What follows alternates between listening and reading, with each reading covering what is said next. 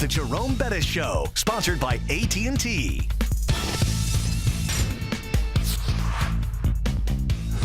Hello and welcome inside the Channel 11 studios for week 2 of the Jerome Bettis Show, sponsored by AT&T. Alongside the bus, I'm your host, Chase Williams. The Steelers are 1-0, so are we in our picks, but you should have stuck to your guns and picked the Steelers by 3 like you normally do. I know. This one by no means was pretty on the defensive side of the football, especially without Ryan Shazier, but they found a way to get a stop when they needed it. And then, of course, it always helps having Chris Boswell on your team. That guy was clutch yet again. We hear guys like us talk about the moves that you make, and then you come out on top. Is that extra rewarding for you, or do you even pay attention to guys like us?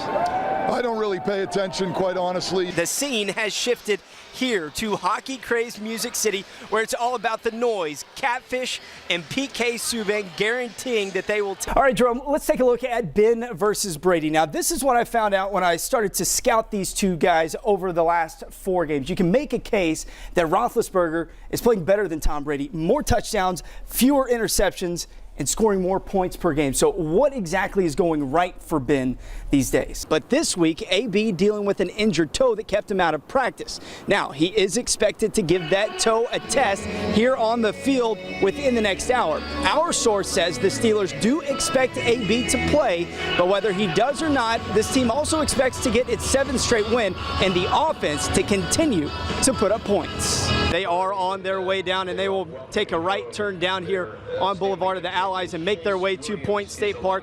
Now, I want to show you guys something very, very cool. Of course, the fans over here. Well, it's TV time in Pittsburgh, an early riser edition of 11 on the Ice, sponsored by Honda, but it's never too early to talk a little Pittsburgh Penguins hockey. Hello, everybody. I'm Chase Williams, and making his 11 on the Ice debut, Penguins broadcaster Josh Getzoff, who had the opportunity to call that great Sid goal the other night in Jersey. How awesome was that to witness that in person? So how do you replace Antonio Brown? Hello, everyone. I'm Chase Williams, and you don't replace him because you can't. AB leads the league in receiving yards, 1,533, and that's better than 4 teams have from all of their wide receivers. The closest are the Ravens, then the Browns, and that really shouldn't be that much of a surprise. Then come the Bears, and then there are the Bills. And again, a major challenge, but one the Steelers are absolutely ready for. Le'Veon Bell camp song, #1 on the Billboard this week, but not on Mike Tomlin's iPod. Chase Williams, Jerome Bettis back with you here. 10 carries in the opener, off the field a lot when they go empty, and Mike Tomlin says it was penalties that derailed the run game. He is Tony Dungy of NBC Sports. A big game tonight, and I think one that the Steelers want to get their ground game going. It's like having the mascot for the Pirates in your clubhouse in John Jaso. Going through the adversity of this entire season, and you yourself, what's it mean? It's amazing. You know, this group is just resilient, you know. Not only did the Penguins need to go ahead and clinch that playoff spot tonight, but they need this win to gather momentum as they head into the playoffs. And Brian Dumoulin led the Pens with 4 shots apiece tonight, and that pretty much sums up what happened in this 5-2 loss. The Stars have to be stars on Wednesday for Game 7. Raise your hand if you thought a combined 87 points would be scored on the NFL's number 2 and number 7 defenses. No? How about the Jaguars coming into Heinz Field and winning for the 2nd time this season? Anybody? Well, if you're shocked, imagine the Steelers locker room. Looks like you have need a touch up on your nails. Did you lose a bet, or is that the work of your kids? Yeah, that's just so. I forgot about that as well. We're just looking at it.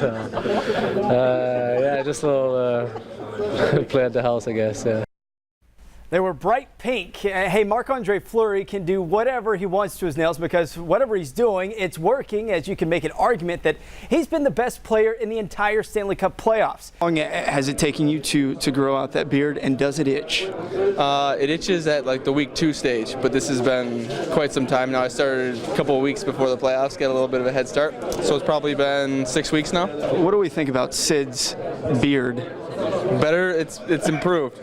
He's definitely improving, but there are definitely guys in here who've got a little bit of a, I wouldn't say, probably like a disadvantage in the beard growing department.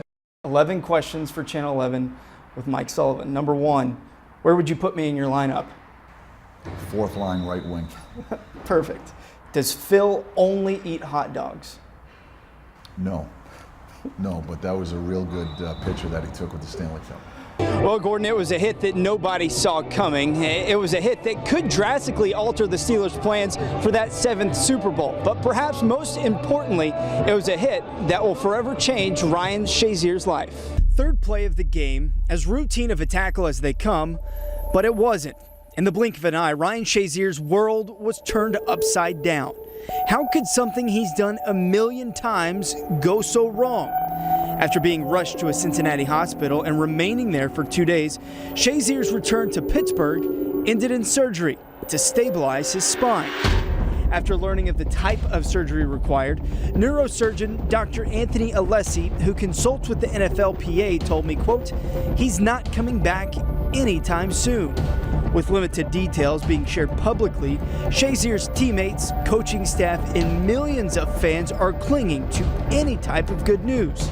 But as Dr. Alessi explained to me, the biggest question moving forward is how much damage was done to the nervous system. That's going to be the determining factor if he ever plays football again. However, his talents on the field are the furthest from those concerned. The thing that we're hopeful for and prayerful for, that he comes back and he's going to be okay.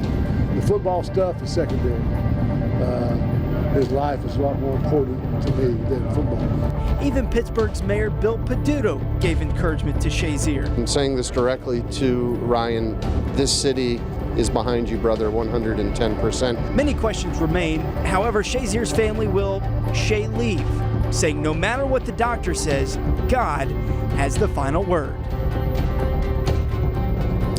Well, as we reported earlier today, Ryan Shazier remains at UPMC, but is showing signs of gradual improvement. His future, however, remains uncertain. Had a long history of great competitive games with, and should be a great environment there Sunday afternoon. We're going to put everything we have into it here. What is it about Steelers Patriots that just brings out the showman in Bill Belichick? Hello, everybody. I'm Chase Williams. I can tell you the Steelers bring out the best in Tom Brady. Now, his passer rating against Pittsburgh is just over 114, better than any other team he's faced, and he's won 10 of 12. Ben, he's been pretty good as well. However, he's only 3-7 against New England. Still, though, he's eager to be on the same field with Brady this Sunday. Yeah, I mean, he's the best in the world. And that's why it's important to have every weapon at his disposal. Juju Smith-Schuster back from his suspension, a little lighter in the wallet, but ready to pay the price to get the win and the inside track to the #1 seed in the AFC. For me to come back, very physical, willing to go out there and block for my guys. Le'Veon Bell wasn't available in the AFC Championship last year. Hurt early in that game, says he felt like he missed an opportunity at a Super Bowl because of the injury. Oh, it was terrible. Yeah, it was a terrible feeling just having to watch my guys go to work. Can't wait. That comes Sunday. I'm Chase Williams, Channel 11 Sports. The Gus family is much like any other in Western PA, as they love the Friday Night Lights. Football is ingrained in their DNA. But if you look at the overwhelming statistics, Julie Gus is a miracle, and she's forever grateful to watch her boys play on nights such as these. It's just like I'm having, I'm getting to go on vacation every weekend. For Julie Gus, Friday Night Lights have taken on a much deeper meaning this season. She received devastating news just 2 days after Christmas. Cancer, and it was spreading. I couldn't put into words the weight of that news. Stage 3C ovarian cancer. A mom fighting for her life, and her kids waiting, watching, hoping. What was the first thing that came to your mind? There's fear. There's a lot of fear coming with that. Cancer is a big, scary word. Well, I never thought she won't be here, but it was hard not to think that something could happen. Despite a successful 8-hour surgery, Julie Gus was only beginning her fight. Her road to recovery would be accompanied with rounds of chemotherapy and, more than anything, uncertainty. She's going through chemo. You don't know exactly if she's getting better or not. You just know that she's getting that treatment. I know that she's just going to keep fighting, and she's going to take care of her body, and we're going to help her, and I'm just hoping it's not going to come back. Football has been an escape for the Gus family, but there too have been challenges. Go backside hard, backside Ricky, hard. senior quarterback, and Isaac, a junior linebacker for the Quakers, had their coach resign just days before the start of the season. Some predictions said the team wouldn't win a game. But much like their mom, they stared adversity right in the face, only to finish the regular season 9-1. I don't know if it's luck or just God's grace that has given us both our opportunities. I have a lot of friends who talk to my mom all the time on the team, and I know she loves getting the support from my teammates. Do you truly believe that things are looking up for you? Yes, I completely believe, and I think that I have a lot of work to do.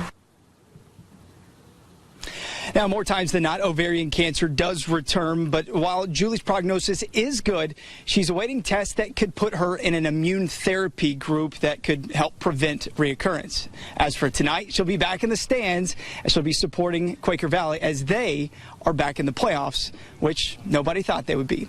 We're live tonight. Chase Williams, Channel 11 News.